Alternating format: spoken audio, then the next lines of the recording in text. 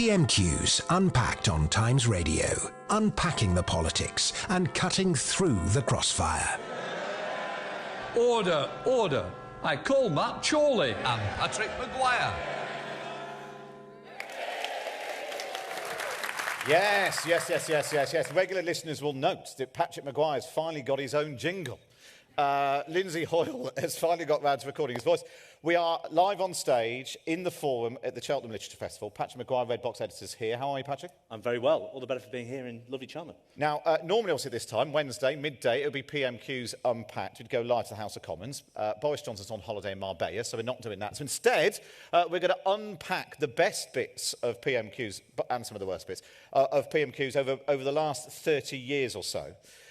Just to get a flavour of what's changed and what hasn't, and we can all just have a laugh. And then we're going to open ourselves up, Patrick, I don't know whether this is a good idea or not, we're going to open ourselves up to questions from the audience. And then, as part of that deal, one of them is going to do the quiz. Can you get to number 10? A fiendishly difficult and wildly popular quiz. It's not difficult. We've made it easier. Oh, it is. Yeah, it is. Anyway, enough about my failed university challenge career. But anyway, I didn't get very far in it. I'm currently Home Secretary, if you want to set that as your target to be. But let's crack on then, and we are going to go all the way back for our first clip to the very first televised PMQs. This is back on November the 28th, 1989, and the very first question. Let's take a look. Question number one, Mr. Tim Yale.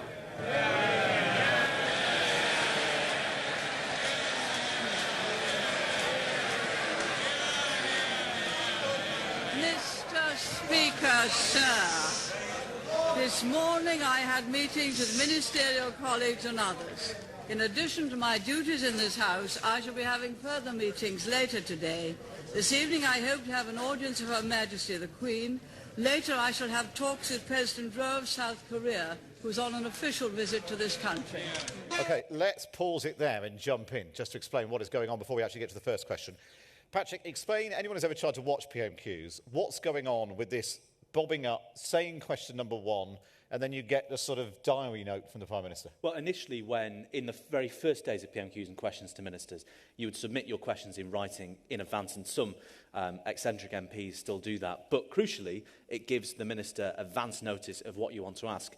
And when Macmillan first did PMQs, or rather a bit later on, an enterprising MP called Tam Diel, who political nerds in the audience may remember, maverick Scottish Labour MP, realised that if you said, will the Prime Minister list their engagements for the day, they have to give an answer like that, and then you ask a supplementary question that you don't have to give advance notice of. So everybody submits the same question, will the Prime Minister list their engagements for the day, which means everyone is just asking their supplementary question to question number one. There we are. That'll be. You can use that with your friends over dinner parties. That top political fact. So we can actually go back now. So this is technically Tim Yeo's supplementary question. This is the very first question televised at PMQs. Let's take a look. Has my right honourable friend noticed, following a 45% increase in real terms in spending on the National Health Service since 1979, that next year, for the first time in British history, spending on health by central government will exceed spending on defence? And does she agree that this is both very timely in the light of recent international developments and also makes absolutely clear which party in this House is genuinely concerned about improving the National Health Service? That's what we call a toadying question. Let's see how she handles it. Mr. Speaker, I agree with my honourable friend. Next year, the spending on health in real terms will very nearly have doubled since we came into power. There are more doctors, more nurses and more patients being treated. It is a most excellent record. So too, of course, is our record on defence. I noticed that in yesterday's newspaper there was an article by a doctor who had not been of our political persuasion, but who in fact said an examination of each aspect of the health reforms would lead most intelligent and informed people to say that they make sense. He went on to say on health, the leader of the opposition... on health. The Leader of the Opposition and his colleagues have nothing to offer. Well, there we are. That was worth the wait, wasn't it? Patrick Maguire, most people, if they see PMQs at all, it's probably the front bench exchanges between the Leader of the Opposition and the Prime Minister. This is a reminder that the pointless toadying question, wouldn't the Prime Minister agree with me that we are dead good, is not a new phenomenon. No, it's not. And actually for government MPs and ministers, that is sort of the point. Government whips and the Prime Minister's parliamentary private secretaries, i.e. their eyes and ears in the parliamentary party, their bag carriers, sort of full-time lickspittles, will spend Monday, Tuesday approaching Tory MPs who've been successful in the ballot for questions, or and so, you know, they have advance notice of who's going to ask 15 questions. The Speaker picks the others who bob up. They'll say, what are you going to ask? Or, more cynically, would you mind asking about this? Or, even worse, and I don't know, you know, that question from Tim Yeo slightly before our time, but I suspect at the time, you know, difficult that it is to imagine, you know, serial philanderer, disgraced Tim Yeo, you know, so obnoxious that he was deselected, very rare Tory MP deselected even in deep blue Suffolk before 2015. Ambitious young MP on the make may well have got a PMQ and thought, brilliant, I can use this to ingratiate myself with the government. And there he's asking, you know, he's asking about the NHS, and, you know, who knew that even Thatcher would be the, you know, scourge of the state, would be positing herself as the Prime Minister of the NHS. But he's actually asking about a set of quite contentious health reforms that have been unveiled that year, introducing an internal market in the NHS, a bit of a Rubicon for Thatcherism. And also, it's one of those things where if Number 10 suspects that that's what the Leader of the Opposition is going to go on, you sort of slightly steal their thunder if you lay out the positive case and everyone thinks it's marvellous already. Because you say, well, I've already dealt with that. Be quiet. And then the Leader of the Opposition has to think on their feet with varying degrees of success. We're going to jump now to April 1995. It's Tony Blair versus John Major. A bit of context of this conversation, Patrick? Well, this was the day, obviously the previous years, the early 90s, were dominated. John Major won that surprise majority in 1992, and then almost immediately was plunged into infighting over Europe. You know, remind you of anybody. But he, on this day in April 1995, had readmitted, because his parliamentary majority had become so small, had been whittled down by repeated by-elections in the intervening period between 1992 and 1995, had readmitted the 9 Maastricht rebels who he had expelled when they broke the whip to reject the Treaty on European Union back into the party. And this has just been on the lunchtime news when Tony Blair gets up to ask his question. OK, let's take a listen. This is Tony Blair and John Major in 1995. Has he had a chance to see the extraordinary spectacle of the victory parade by his Euro rebels over the government on the lunchtime news? And can the Prime Minister therefore tell us, has he even secured the minimal guarantee from these rebels that on a future vote of confidence...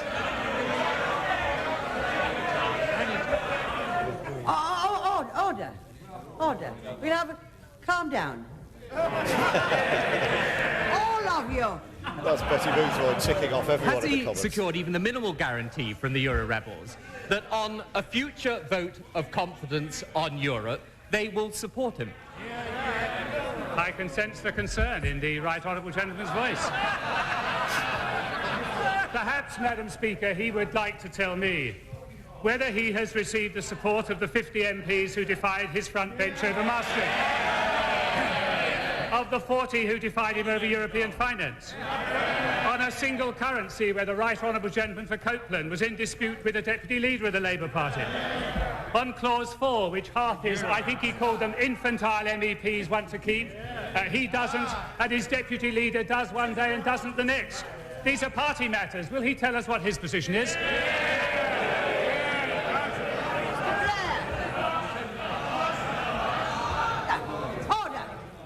Madam Speaker, there's one very big difference. There's one very big difference.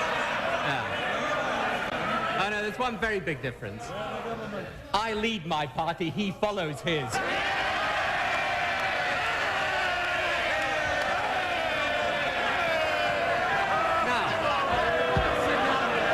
We could probably jump in there. That's basically the best line that we were waiting for from that. Interestingly, Patrick Maguire joins me, Red Box editor of Times Red Box editor. We're looking at some of these greatest moments of PMQs. It's a reminder that John Major's pretty good at this. The memory, the collective memory of John Major being a bit rubbish and being outclassed by Tony Blair. And the reason. Oh, see, Betty Boothroyd's now having to chip in on them. We could probably. That's probably enough of that clip, Patrick. And yes, and the reason that's such a devastating barb, and it's become, as you say, a shorthand for the later years of John Major's premiership, i.e. constant Tory civil war, a party and a government falling apart at the seams. But actually, you see John Major there, he's assured, he gives Tony Blair as good as he gets. And actually, the reason that John Major, that barb is so explosive is because actually John Major had been a very aggressive leader in the preceding 2 years. You know, he whipped people incredibly aggressively. He expelled those rebels, as I mentioned before. And obviously, he's a very experienced hand at the dispatch box. And ultimately, he did become Prime Minister, if you don't manage to do that by being completely hopeless. Although, Theresa May, well, I have something to say about that. Let's move on. So we're PMQs Unpacked live at the Cheltenham Festival with a live audience, which is what you can hear in the background. It's not always the Prime Minister and the Leader of the Opposition. Of course, sometimes we get sort of the B team, the deputies, have a go. So we're going to jump now to 2006. This is March 2006. William Hague and John Prescott. Bit of background of what we're seeing here. So this is the period in Tony Blair's premiership where he's so loathed at home, he spent most of his time jet-setting and glad-handing. Today he's in, well, not today, well, no, maybe he's there today. Who knows where Tony Blair is at any given time, if the money's good enough. Yes. Today he is in Indonesia. He's flying around the Southern Hemisphere, drumming up support for a deal on climate, just as Boris Johnson is now, actually, ahead of the G8 summit, which is being held in Scotland in 2 months' time. OK, so here we go then. This is William Hague versus John Prescott from March 2006. The Deputy Prime Minister agree with me that he was absolutely right to warn the Prime Minister that government instability would result from saying in advance that he would go? I didn't say... The honourable member must know I didn't say that at all. And even though he's got difficulty understanding what I said, I clearly did not say that. It didn't grow... It may cause uncertainties, was the word that was used, and clearly, and those matters, as I said on that day, that the Prime Minister makes his decision, and he will name the date when the time is right, and the transfer is what will happen before the next general election. That is the Prime Minister's commitment. That is what we are saying, and I think that's an important point. I know of no other leader that has made such a commitment as a Prime Minister, and I know that will be difficult for the honourable member, because he was the first Tory leader to never to become a Prime Minister. Well, that was the 2001 election, but at least I got through the campaign without hitting anybody. So,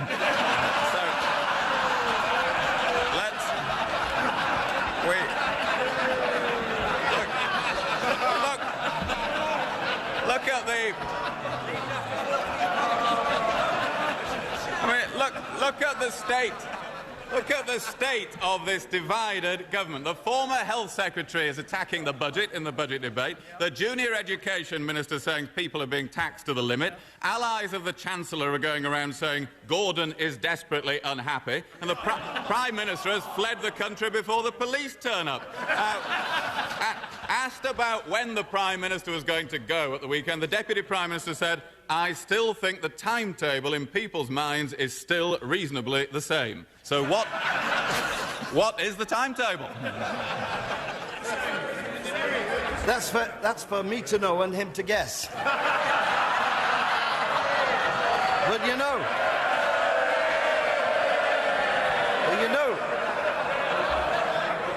reference constantly to the incident that occurred during my election. I thought we'd finished Punch and Judy politics here. Now, I know I will be called Mr. Punch. What does he think that leaves him as? John Prescott and William Hague there, showing how it's done, cracking some jokes the Dispatch was. I don't think we need to. We could just all say we enjoyed that. There's some good analysis there for Patrick Maguire as well. So Matt Chorley, bringing you PMQs Unpacked live from the Cheltenham Literature Festival. Up next, we are going to relive some great moments. Gordon Brown on the receiving end of some barbs and then skewering himself. We'll do that next. It's Matt Chorley on Times Radio in association with MasterCard Strive, empowering small businesses for a digital future. John Pienaar at Drive this afternoon from 4 till 7 on Times Radio. Get Brexit done was Boris Johnson's big election slogan, and he did, except for the bit he said was the best bit, the most oven-ready bit. Who's guilty of bad faith here? Brussels? Us? And will it take a trade war with the EU to settle it? Piles of goods, including Christmas presents, are stacked in containers and stuck at Felixstowe Port. Don't panic, though, if only because panic's the one thing that's not in short supply, and there's still around 80 shopping days to Christmas. We'll take stock. John Pienaar at Drive this afternoon from 4 till 7 on Times Radio. Matt Chorley on Times Radio with Strive UK from MasterCard, connecting small business owners with the right digital tools and support to help big ideas thrive. Find out more at mastercard.co.uk/strive. It's Matt Chorley on Times Radio, live at the Times and Sunday Times Cheltenham Literature Festival with a live audience. I just like doing that. It's nice to hear. I'm joined by Patrick Maguire, editor of the Times Red Box. We're picking through some of our favourite moments in PMQs. And we're now going back to December the 10th, 2008. No, we're going to 2007. Oh, we're going to 2007. Well remembered, Patrick. 2007. November 2007. This is we were talking about the fact that, smaller parties get to ask questions too. This is when Vince Cable popped up in the House of Commons to ask a question of Gordon Brown. Let's take a listen. The House has noticed the Prime Minister's remarkable transformation in the last few weeks from Stalin to Mr. Bean.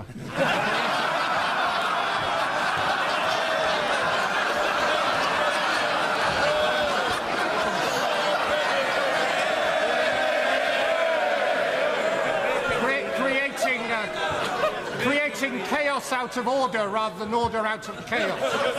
But amidst the administrative bungling and even the sleaze, does he not accept that the most damaging remark over the last week came from the services chiefs when they accused him of wilfully neglecting the safety and the welfare of the young men and women who serve in our armed forces?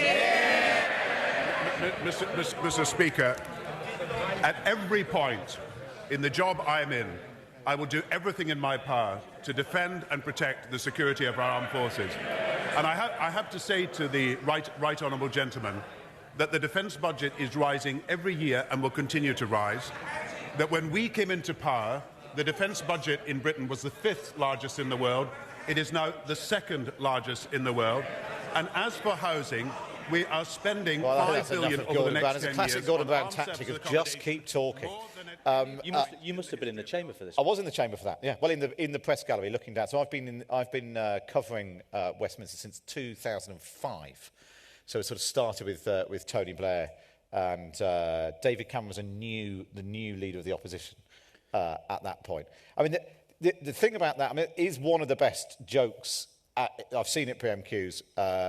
Gordon Brown's transformation from Stalin to Mr. Bean. Vince Cable used to think these up in the bath, apparently, and then try them out on his wife. Who hated that one. She hated that one. But he did it anyway. But interestingly, as a structured question, it wasn't very good, because if he'd done this serious bit and then ended on the gag, Gordon Brown would have had to get up and respond to the joke. Immediately to the gag, yeah. And then, because Vince Cable's question was very, very serious. And obviously it's a reminder of Gordon Brown's, incredible transformation from Stalin to Mr. Bean, because he'd been so briefly imperious that summer after succeeding Tony Blair, didn't call an election. The sleaze Vince Cable is talking about is a donation scandal involving his chief fundraiser, soliciting donations for the election that never was. You've got the war in Afghanistan. You've got dark clouds looming over the economy, which is why that sort of Donish ex-economist up there became so popular so briefly.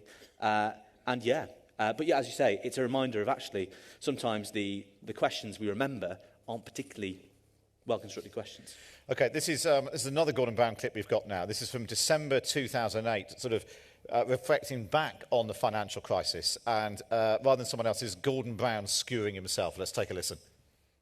I am going to ask the Prime Minister again about the need to get banks lending to businesses. Putting taxpayers' money into the banks was something supported by all parts of the House in order, yes, to rescue the banking system. But as the Governor of the Bank of England says, the purpose of recapitalisation was not merely to protect the banks, but to ensure the flow of lending to the real economy could continue at normal rates.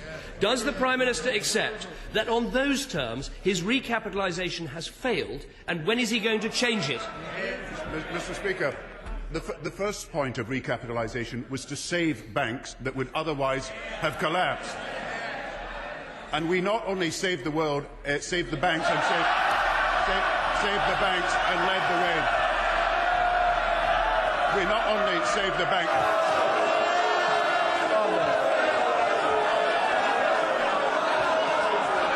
The Speaker, Michael Martin, completely loses control. Can't get Tory MPs to calm down after Gordon Brown there claiming we not only saved the world rather than save the banks. And the reason that was so damning is because Gordon Brown was under such intense pressure at home. This was the period where he was, allegedly chucking mobile phones and pieces of office furniture at anyone within a mile radius of him. So he spent so much of that period, the preceding months, the first G20 that he convened was the previous month. He's been flying around world capitals, much as Tony Blair did when his own premiership hit the rots domestically, trying to muster up support for a global bailout. And Cameron could make a very powerful critique that shouldn't you be at home focusing on the businesses who are losing out. And the reason that line was so damning, Anne Treneman, who was the Times parliamentary sketch writer at the time, wrote in her sketch on the day that even the Cabinet sat behind Gordon Brown were having to stifle laughter. And there is nothing funnier than when you see those. When I asked on Twitter last week for people to just nominate some of their favourite bits from PMQs, and I was quite surprised how many of them weren't actually PMQs. They were statements or other, state opening of Parliament where the leaders of the opposition goes up against the Prime Minister. But the amazing thing about being in the chamber, which is much, much smaller than this room, which you don't necessarily realise on TV, is we can look down and say if a young Andy Burnham is trying not to laugh, you might catch someone's. That was the one that lots of people recommended when Jeremy Corbyn said, it was at the height of the Brexit things, and he said, I went to Brussels and I met some socialist leaders, and they said, and he paused, and a Tory MP shouted out, "Who are you?" And the entire House of Commons falls about. I'm watching, I think, Angela Eagle and Andy Burnham sort of biting their cheeks as much as they possibly can. And then Jeremy Corbyn didn't find it at all funny. He was like, no. And it gets all a bit Frankie Howard. And it was very funny. But humour is really important. If you can, if you can sort of harness humour in PMQs, that is part of it. And some people say, it's more serious than that. But there's such an important part as well of geeing up your troops. William Hague says that, he was very good at PMQs, didn't ultimately do him any good in the election in 2001, but it did get him through to the end of that week. It just kept the Tory MP, kept the troops happy. It's also something Boris Johnson is acutely aware of. Poppy, often when he makes a gag he's particularly pleased with, as a former journalist, he'll look sort of expectantly towards, almost with a wink, which tells you a lot about his priorities. And I interviewed David Cameron once, back when he used to do interviews, and I asked him about PMQs, and was there a particular PMQs that he remembers really enjoying when he was Prime Minister? And this is the one that he chose. It's from March the 18th, 2015. Let's take a listen.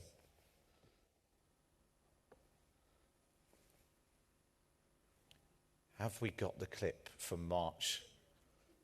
It's the David Miliband, Ed Miliband and David Cameron. Have we got that one? What we did is we took the bureaucracy out of the NHS. Yes, we made two big decisions. Big decision number one was to put more money in, and big decision number two was to take the bureaucracy out. That is why we have 9,500 more doctors, 7,500 more nurses. I can see the Shadow Chancellor chuckling. We know the Shadow Chancellor wants to be in the kitchen cabinet. He just doesn't know which kitchen to turn up to. This is the story about Ed Miliband having two kitchens. Somehow Mr. Speaker, I thought he might mention kitchens. Let me just say, at least I paid for my kitchen, unlike the government chief whip.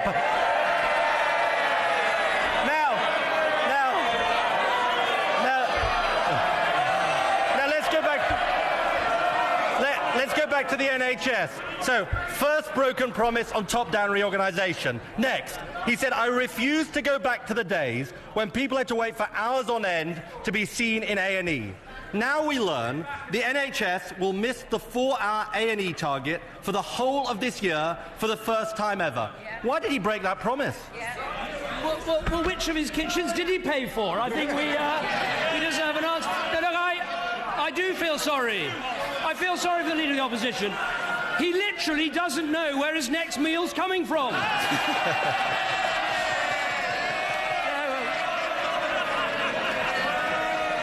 Oh, don't worry, there's plenty more. It's the Prime Minister's prerogative, and, you know, as much as David Cameron would resent the comparison, the Prime Minister's prerogative in those situations is to not answer the question and just joke in response. That's a masterclass in that obfuscatory tactic from David Cameron, which Boris Johnson deploys every week. And obviously, you know, as a spectator sport, which is how politicians see it and how, you know, the media sees it and how the public see it as a bit of parliamentary theatre, almost when Ed Miliband starts talking about NHS top-down reorganisation, as important as that was in 2015, you sort of go, come on, get to the next We want the kitchens. Yeah. We want the kitchens.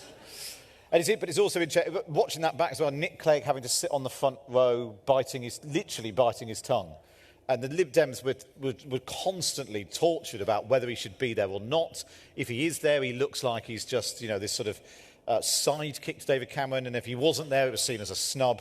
It was interesting in that clip. It looked like Harriet Harman was leaning over to Ed Miliband and saying, "The jokes aren't that good. They're not that good." They were quite good. We are picking our way through our favourite bits of PMQs here at the Times and Sunday Times Cheltenham Literature Festival. We'll do some more of those. We'll take a look at Boris Johnson and Keir Starmer, and then we're going to take some questions from our gorgeous live audience here in Cheltenham. I mean, I've just paid you a compliment, and that was a terrible noise that you made in response.